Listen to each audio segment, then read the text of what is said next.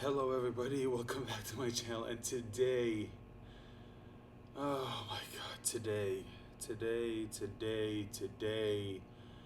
we're back. Ladies and gentlemen, we are back with a brand new episode of Batwoman, and oh my god, this is, I was enjoying it. For so long we have been Batwoman free, and it was good. It was good. I was finally done. I was at least done with the show for a while. I could take a break. I could give my mind some a chance to breathe, a chance to relax, a chance to be away from the shitty writing and just the inherent nastiness that comes with this show. And it's just but like I said, I made a commitment to review the show. I made a commitment to review every single episode of the show. Well, I skipped like a couple, but from now on, I'm not gonna miss a single episode. And oh my god, this episode. So, do you guys remember in episode 16 where they had a pretty good setup for a story? To where we had this sort of conspiracy to, to find out, like, okay, who killed Lucius Fox? Who killed Lucius Fox? Why did they do it? Like, what's going on? Like, now we even have a mole within we have a mole inside the crows, and we like they were targeting Jacob. They were targeting Luke, and it's just, and Luke, of course, dealing with dealing with the death of his father. Like the fact that all this time he kept, he was angry at the wrong person, and just when like he saw someone who was potentially innocent get shot right in front of his eyes. And it's just we're about to, like, maybe for the rest of the series, like until the end of the first season, like maybe we could keep this up. We finally shelved Alice and that whole storyline, like that's finally done, thank God, because Jesus Christ, that was just dumb. And I thought that maybe at the very least the show would go from being just absolutely abysmal to just being at the very least like not bad. But no, that was too much. That was too much to ask. That was too much to hope for when it comes to this show. They couldn't help themselves. They can't help themselves. They can't do it. They can't write a good show to save their lives. Oh my god. But okay, so look, let's just get into the actual episode. And obviously, before we get into the episode, I do have to remind you that, like my content, and if you want to support my content, remember to like, share, subscribe, leave a comment, and if you aren't subscribed, please consider doing so. This channel could really, really use your support. If I want to build this channel, I need your support. I can't do that without you guys, and I need to get this channel to 1,000 subs if I want this channel to grow as much as as much as it can. So, with all of that out of the way, let's get into the actual episode. Now, right from the beginning, we have Kate. First, do you remember in episode 16? At the end of episode 16, where she finally chose to put Alice behind bars. And for a second, you think, maybe Kate finally learned. Maybe Kate finally learned. Like maybe she finally learned not to let criminals just walk off, just out of nowhere. Like maybe she finally learned, but no. No. Turns out that was too much to hope for. Because right at the beginning of the episode, we have Kate stopping a jewel thief and there was one shot which was obviously CGI, which looked like shit. And right where she has him, she tells him, "Look, just give up. There's nowhere for you to run." He gives up, He puts the jewels down and he says, "All right, that's it. You've caught me." And then for some reason, Kate just tells him, "You're free to go. You're free to, you're free to." What do you mean? You're free to go? He's a thief. He's a thief. Catch him. Catch him. He's a criminal. Arrest him. Take him to the police. What is...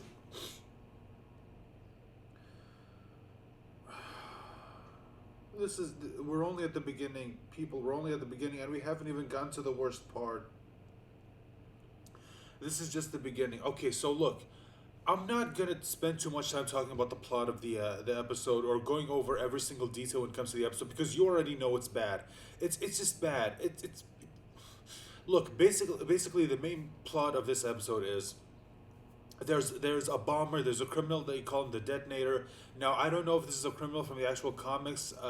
Maybe he is. Like, let me know in the comment section if he actually is from the comics, because I don't know. This is the first time I've ever heard of him. Or maybe he's just like, maybe this is a character that they created just for the show. I don't know. But just let me know in the comments if he's a villain from the actual comics. So he basically he has this whole thing where he kidnaps someone that apparently the public sees as a hero, you know, like police officers, doctors, firefighters. I think they even said it in the actual show. And he basically straps a bomb to their chest. Now, how he goes about taking all these people, I don't know. They never show you that, but apparently he just does. And somehow he does all of this out in public, and yet nobody's like reporting this for some reason. Whatever, who cares? Just the story says this happens, so it happens. Anyway, he straps bombs to their chest and tells them that you have a choice. You can either push the button which stops the bomb that's strapped to your chest, but it'll also instantly detonate another bomb that I have set up in another part of the city. Now again, I don't know how he was able to do all of this without somebody noticing it, but apparently he just could. So the first guy pushes the button, first second he even hears about it, and then another building detonates and people die. So then it continues. It continues with then he catches someone else, and this is apparently the lawyer that was representing the guy who was framed for killing Lucius Fox, and him, instead of pushing the button right away, he instead calls Jacob and asks for help, which I guess, okay, that's good. So anyway, they were able to evacuate almost everybody instantly. And then he was able to push the button to stop the bomb and let the other bomb detonate. And this time they know that there won't be any casualties, which I don't know how they know that, because we find out that it was in that the bomb was in the vicinity of Mary's illegal abortion clinic, and for some reason Mary didn't leave. Okay, sure, why not? And okay, something happens here that I just have to talk about. Kate goes over there to help Mary when she heard about the bomb, and she gets hit with some of the she was close to the explosion when the place exploded, which again looks like shit if you saw it. And Kate's fine. Like, she has no bruises, no nothing. She's just fine. She was close to an explosion which knocked her back, but again, she's okay, whatever, sure, of course she is. Anyway, Mary walks out and she's just fine, like no damage, whatever, even though she was inside when the explosion happened. Oh, Jesus Christ, this show is bad. Anyway, she walks over to Kate and she tells her basically, she basically tells her that I know she's Batwoman, and she's telling all of this while there are people that are still in the building. So someone else could have heard her, and now someone else knows she's Batwoman, but of course, that doesn't matter. That just fuck this show. But anyway, she tells her, or Kate tries to tell her that the reason why she doesn't wear a suit is because she feels like a fraud, which yes, Kate, you are a fraud. You're a fake. You're not a hero. And then Mary, for some reason, tells her, I don't need you to be a hero. I just need you to go on. Man, just fuck this show. Fuck this show. Anyway, and that's apparently enough for her to put on the suit and go back out to fighting crime. Which, by the way, oh yeah, when it comes to Kate, which I'm not going to spend too much time talking about her, other than the one thing that I want to talk about her, is the reason why she can't put on the suit is because every time she does, she feels like a fraud, and she starts getting PTSD from the from like basically adding another body to the pile of bodies that she's built up ever since she became Batwoman. All of the people who are dead because she keeps letting Alice go for some reason.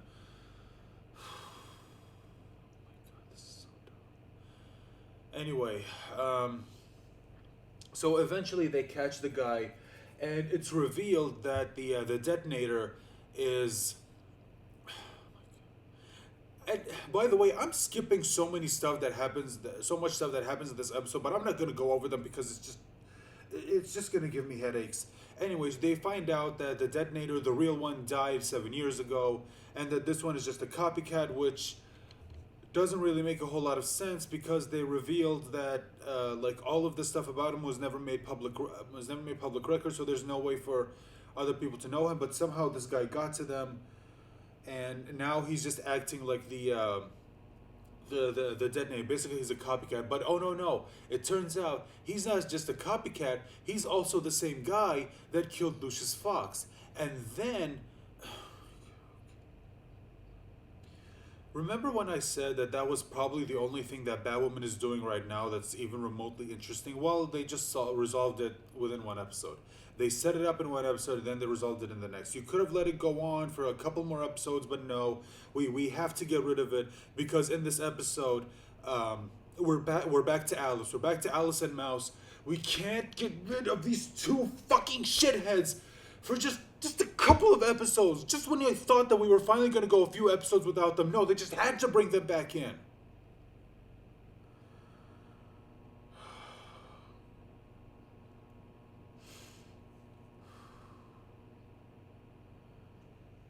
So yeah, Mouse and Alice are back because why not? Because they just... And the detonator turns out to be the same guy that killed Lucius Fox, and then we find out that he was hired by Tommy Elliott. Remember the guy they caught in like episode 2, I think it was, or episode 3. Yeah, he's in the nut house apparently because he's apparently obsessed with Bruce Wayne and yada yada yada.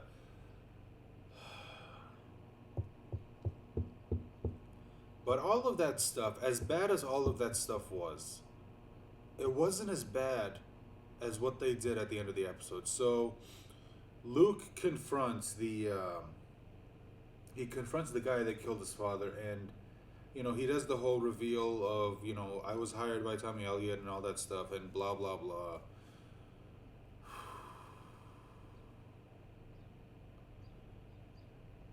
And then we go back to the Bruce Wayne's office, which Kate Kane stole from Bruce.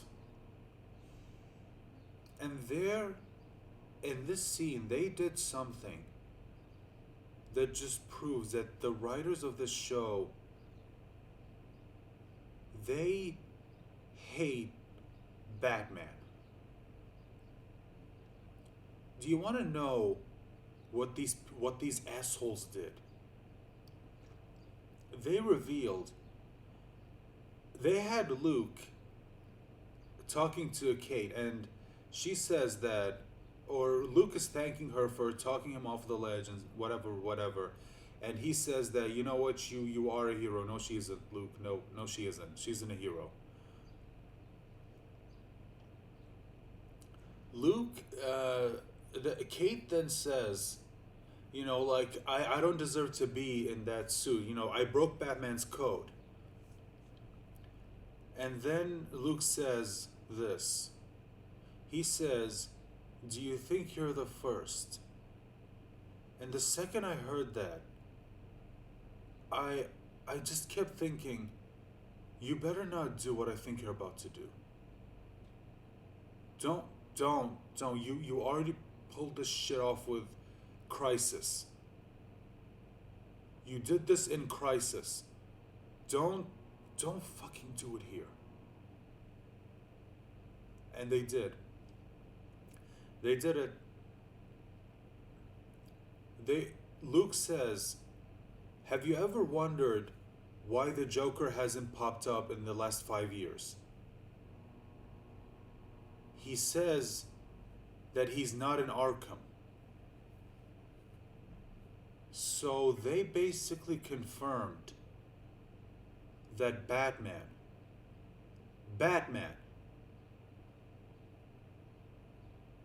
killed the Joker.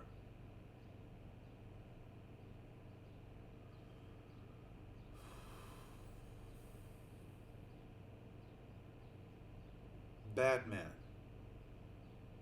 the guy who would not kill, no matter who it is,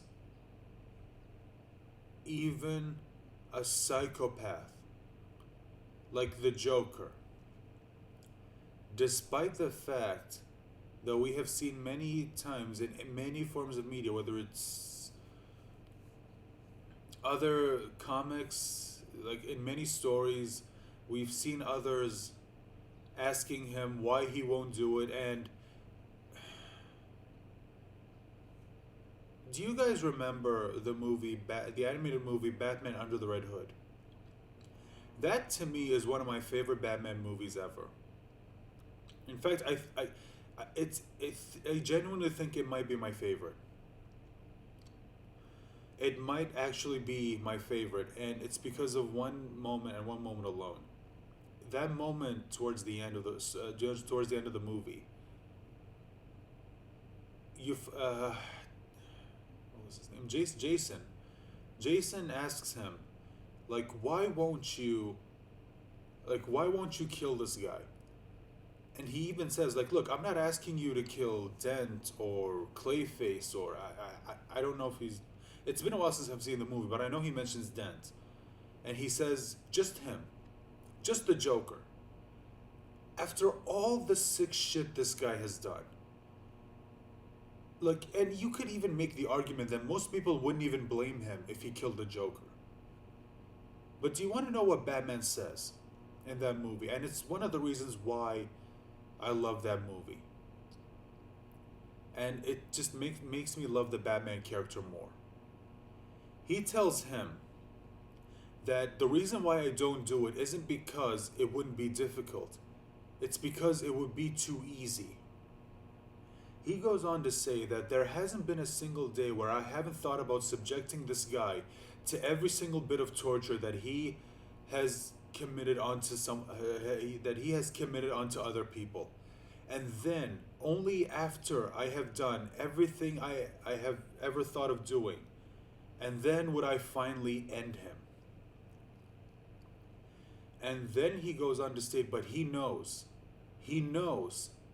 that if he were to ever let himself cross that line, then there's no going back for him. There's no going back, because at that point, you're no better than the criminals you're trying to put away. That, to me, that code that Batman has is one of the reasons why I think that he is loved by so many people. Why he's seen as one of the best heroes. Because this guy, and you all know after what this guy went through, what this guy has to go through every night he puts on that costume. If anyone had any reason to snap and to just go on a killing spree, it would be him. But he doesn't. He doesn't do it.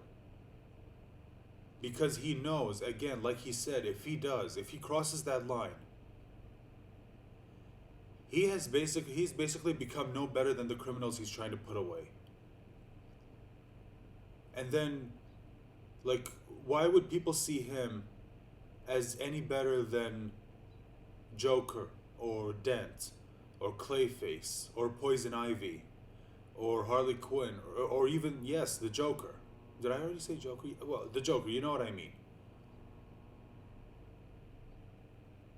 This show just took all of that. And do you know what they did? Do you want to know what they did? They basically held up both their hands and then told you, "Fuck you." You can't see me right now, but I'm holding up, but I'm flipping off both birds right here, right now.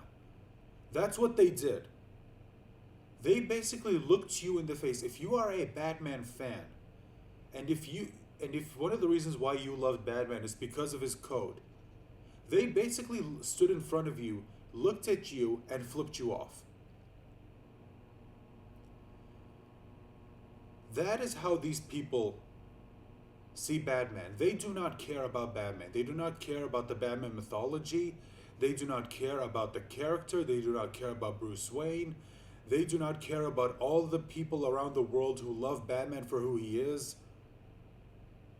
They don't care about any of that. They don't care about none of that. Which is why this show, like the second I saw that, it almost made me want to quit. If I hadn't already promised to review every single episode of this show, if I saw this, I would have just said, you know what? Fuck you. Fuck you, CW. You just shit all over Batman, and as if that wasn't bad enough. Before in CW, the CW already ruined Superman in Supergirl. They turned it from Superman to Super Cuck. There's a reason why people call that version of Superman Super Cuck, because that's not Superman. So Superman and now Batman.